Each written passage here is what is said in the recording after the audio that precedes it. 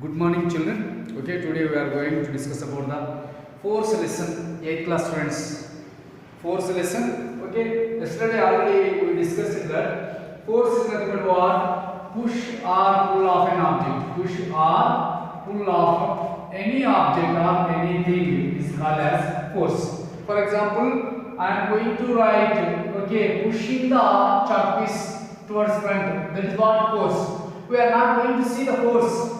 We can see the effect of the force which can causes by the force. Okay, we can see the effect of the force. By effect of the force we can write. Okay, that's what force. Okay, right. So object slips off from my hand, then what will happen? The object is going to be falling down. When object is going down, okay, and fall onto the earth, that is called what? Gravitational force. That is called what? Gravitational force. Sometimes objects fall onto the ground and it can move to some extent and stop. Okay, the object is going to be stopped. Okay, after some time. Why? What is the reason? The stopping force is called as frictional force. The stopping force is called as what? Frictional force. Okay, right. Is it clear now? So forces, types of forces. Okay, types of forces. That is page number 3. Right. Contact force and force at a distance. Two types. Forces are two types. One is contact force and force at a distance. What is contact force?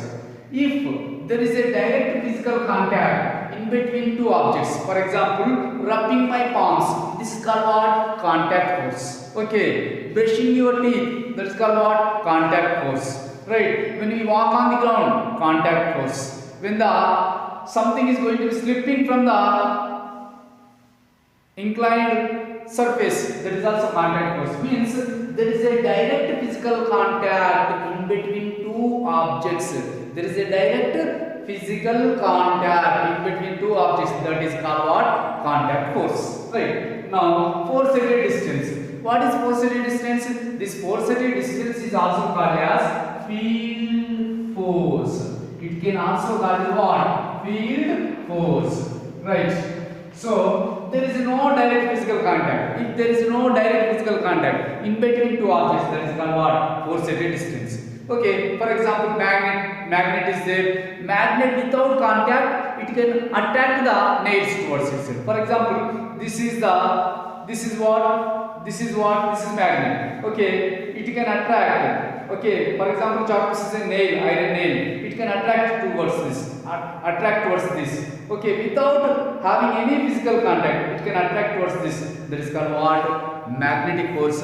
Means if there is no direct physical contact, then it is called what? Force at a distance or field force. Okay, right. Now force at a distance again divided into three types of forces. Okay, that is called what? Magnetic force. One is what? Magnetic force. Okay, you read about magnetic force in some experiments you done in the 6th class. Now let us recall your experience what it is. Okay, right. Activity 2, observing the magnetic force. Take a sewing needle. Okay, sewing needle you know very well. Okay, at the tailor you can get the sewing needle. Bring 3 or 4 needles and take a permanent magnet which will kept in the radio or tape recorder. Okay, that magnet take and rub the sewing needle in single direction, then automatically what will happen? The needle is going to be magnetized. Okay, like that. One needle take and it can move in same direction, and another needle take that can rub in opposite direction. Like that, if you rub, both the needles getting different poles. Okay, for example, if take a compass is what? Compass is a device. Compass is a what? Compass is a device which can show. Okay, this is a physical science. Okay, in the physical science you are having one device, that is laboratory, that is called what? Compass. That is called what? Compass. This compass can shows the north south direction of the earth. Okay, based on by this compass we can identify the north or south poles of the magnetized needles, sewing needles. Okay, already we taken now. We taken rub it. Okay, when rub it, sometimes one needle is going to be getting north pole. Okay, another needle is going to be magnetized with the south pole. Okay, right. Then take a tub. To the needle you have to pin a red cord to one needle, another white cord to the another needle. Okay, different poles, different cord. Okay, colored cords. Okay, red colored cord and white colored cord. Okay, red colored cord having the needle is consisting the south pole.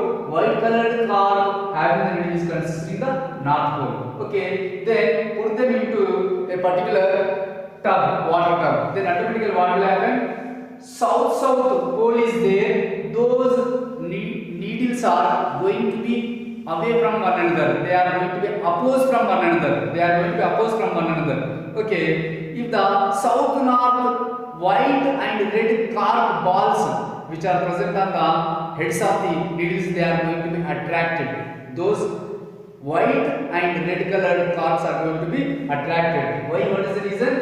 South north. That white red means what? White red means what? White is the north, south is the red. Red and white going to attract it. Why? Because they are unlike poles or opposite poles attract with one another.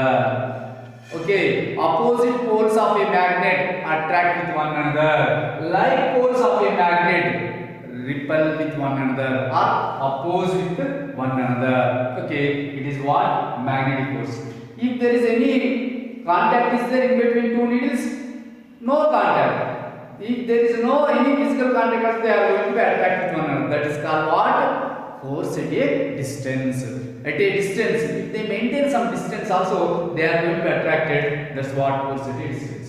Now, electrostatic force now. Electrostatic force, take a balloon and inflate it, means blow it. Blow the air inside of the balloon, then automatically they are going to bigger in size. Okay, after that, when it is going to be obtained bigger in size, then automatically you have to rub that balloon on your shirt or any silk cloth. Okay, next after 1 second or after few seconds, you have to take the small piece of paper. After rubbing the balloon, put that balloon onto this towards the pieces of paper. Okay, then automatically those pieces of papers are going to be fly and attracted towards the rubbing portion or rubbing area of the balloon. Okay, why? What is the reason? When you rub this balloon, then automatically the electrons present on this particular surface, they are going to be activated. That activated electrons which are present on the balloon is called as charged area. That charged area can be attracted another charged objects or oppositely charged objects. This is what, due to the presence of the activation of the electrons which are present on the surface, that's what electrostatic force. Okay, here also there is no any direct physical contact, that's why it is also force at a distance. Okay, right, this is clear now. Next, gravitational force. What is gravitational force?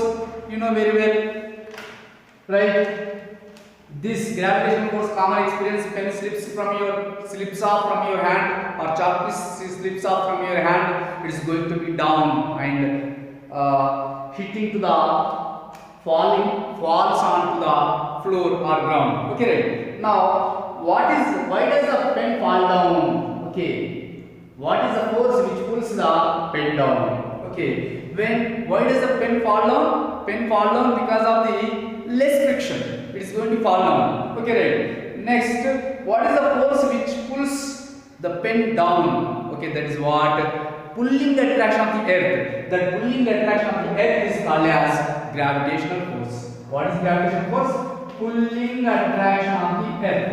Pulling attraction of the earth is called as gravitational force. Right. Is it clear now? So generally your answer would be that the table supports the pen. If the pen is present on the table, it does not fall down.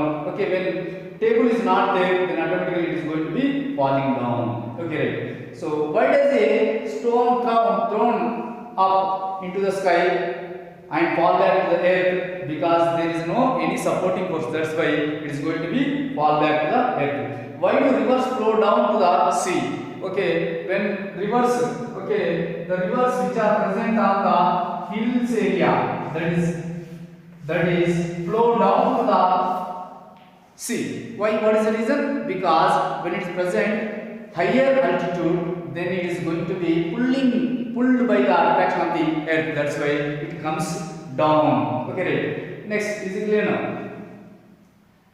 How does the air hold the atmosphere? Atmospheric air particles are going to be present on the particular surface area of the earth. They are going to be present like this. Okay, why it is present like this? Okay, because these air particles are going to be attract to some extent only. That's why they are going to be present on the earth like a atmosphere. Okay, is there any force pulling the objects towards earth? Right. There is a force which can pulling the object towards the earth. That is called what? Gravitational force. Okay. Because of this gravitational force only, when we thrown up the objects upward side, they are going to be coming down again and pulling towards the earth. Right. So every object on the earth or close to the earth will experience a gravitational pull. The force of gravity is not just due to the attraction of the earth. It is a force of attraction that exists between any two bodies everywhere in the universe. Even in between the two chalk pieces also, there is a pulling attraction is there, but it is less in magnitude or less in value. That's why they may not collide with one another. Even you and your blackboard, or me and this blackboard, there is some attraction is there, but it is not attract towards itself. Okay, because the force is somewhat lesser in value. That's why it doesn't attract. Like that, every object in between any two objects, there is some attraction is there. That's why those objects are going to be present on different places. Okay, right, it's clear now. As the earth is earth is so massive and huge, all other objects also close to the earth are attracted or pulled towards itself.